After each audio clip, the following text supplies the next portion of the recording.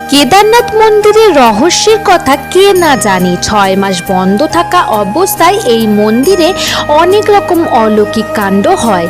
মন্দির বন্ধ করার পূর্বে এই মন্দিরের একটি অখণ্ড প্রদীপ ধরিয়ে তবেই মন্দিরের দরজা 6 মাসের জন্য বন্ধ করা হয়।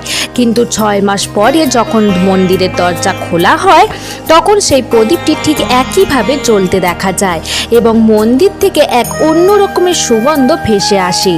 বলা হয় যে এই 6 মাস মন্দিরে দেবতারা আসেন এবং মহাদেবের পূজা করেন। কিন্তু আপনারা কি জানেন এই মন্দিরটি প্রায় 400 বছর অবধি বরফের নিচে ছিল। বলা হয় যে এই মন্দিরটি 1300 শতাব্দী থেকে 1700 শতাব্দী পর্যন্ত বরফের নিচে ঢাকা ছিল।